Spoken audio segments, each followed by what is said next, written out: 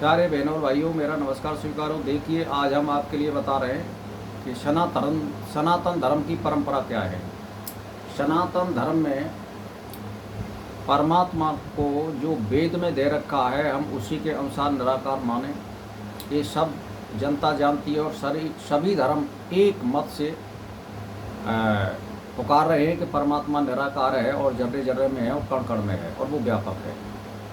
लेकिन हमारी परंपराओं को बनाए रखने के लिए हमें अपने मूर्ति पूजा भी करनी पड़ेगी, अपने देवी दुर्गाओं को मानना पड़ेगा, पितरों को पूजा जाएगा और वेद में भी पितरों के लिए पूजा के लिए मंत्र दे रखा है।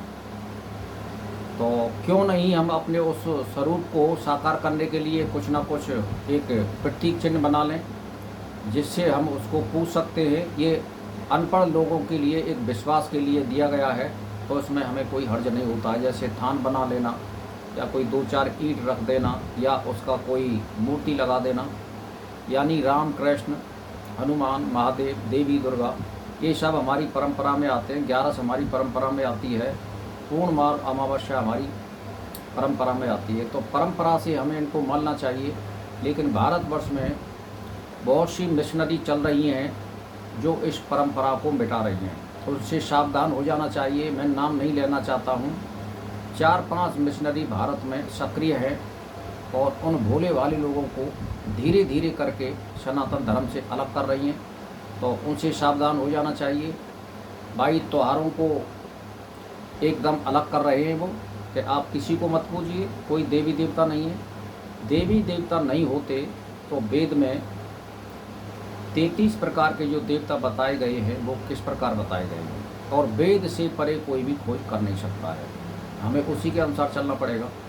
तो ये मिशनरी इस बात को अवगत कराएं, आप किस मार्ग पर ले जा रहे हैं लोगों को। तो मेरा भाई और बहनों से एक ही कहना है कि अपनी परंपरा को बनाए रखने के लिए होली को भी माने, दीपावली को भी माने, दशहरा को भी माने, रक्षाबंधन को भी माने, जन्माष्टमी को भी माने और रामनवमी को भी माने, अमावस्या पूर्णिमा 11 2 5 है, जो भी हमारे शास्त्रों में दे रखा है उस परंपरा को मानते हुए धर्म का पालन करें और अपनी परंपरा को बिल्कुल नहीं भूलें।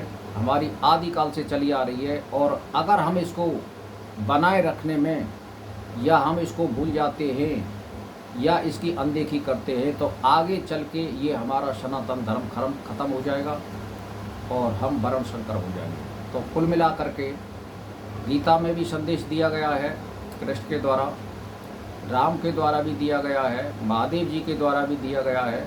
तो बहुत से महापुरुष हुए हैं जिन्होंने हमारे लिए संदेश दिया है। तो मेरा कहने का मतलब ये है, अपनी परंपरा को बनाए रखने के लिए तो वेद में भी जो है पितृ पूजा को बताया गया है कि जैसे ओम याम वेदाम देवगण पितर्षु उपासते तया माम देवे दान पुरुषा, इसमें भी जो है पितरों की पूजा बताई गई है। तो ये वेद का मंत्र है। तो इस तरह से हमें, अगर हम अपने बड़े बूढ़े या जैसे मान के चलिए अपने वंश के जो पूर्वज हैं उनको नहीं पूजेंगे तो हम अपनी परंपरा को आगे कैसे बढ़ाएंगे। ये सब दुनिया जानती है कि परमात्मा निराकार है और एक है, लेकिन हमें परंपरा को बनाए रखने के लिए इनको मानना अति आवश्यक है। तो भाई और बहनों, इनको मत भूलिए, अपने त्योहारों को विधिवत मनाइए जैसे मनाते चले आ रहे हैं, इनमें कोई हानि नहीं है। और जो इनको नहीं मानता है या इनको नहीं पूछता है, वहाँ पितृदोष तो उनको लगेगा ही, और पितृदोष लगेगा तो मान के चलिए कि वहाँ तो प्रेत योनि छुड़ाने के लिए कोई शास्त्र में कोई उपाय नहीं है उनके पास में, उन मिश्रणों के पास में।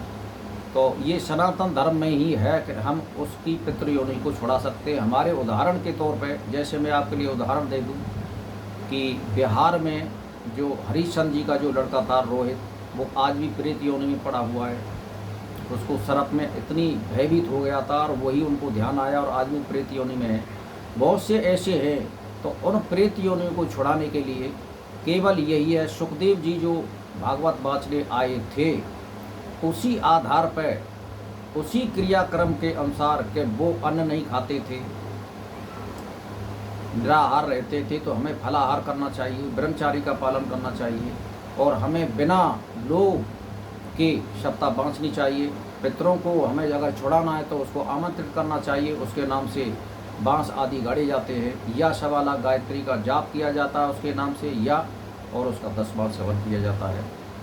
ब्राह्मण या विद्वानों को या कन्याओं को जमाया जाता है, फिर 10 मास तर्पण किया जाता है। तो मेरा कहने का मतलब यह है कि भाई और बहनों, आप अपनी परंपरा को ना भूलें और इन मिशनरियों से दूर रहें। ज़्यादा मैं नहीं कह सकता, 3-4 मिशनरी है जो हमारी परंपरा को भुला रही हैं और जो अपने को इनसे दूर ले जा रही है सनातन धर्म से। धीरे धीरे अगर तुम्हारे में ये परंपरा आ गई तो आपके घर में जो प्रेत बनेंगे उनको छुड़ाने वाला कोई दुनिया में नहीं मिलेगा। ये सीधी सी बात है। और वो आपको विघ्न और बाधा देते रहेंगे, आपके घर और परिवार में असमय मृत्यु होती रहेगी या वो गायब होते रहेंगे। तो भाई और बहनों, संभलिए और त्यौहार और व्रतों को विधिवत मनाइए। और इन त्योहारों में ये रहस्य छिपा हुआ है कि हम अगर 1 माला भजन करते हैं तो इसका 10 गुना फल मिलता है, 10 मास हवन करेंगे तो 100 गुना फल मिलता है, और जब ग्रहण पड़ता है तो हमें 1000 गुना फल मिलता है।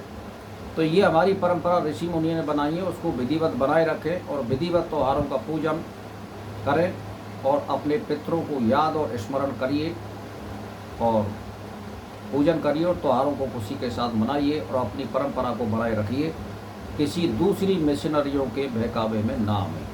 तो बस मेरा इसी के साथ प्रणाम स्वीकार हो।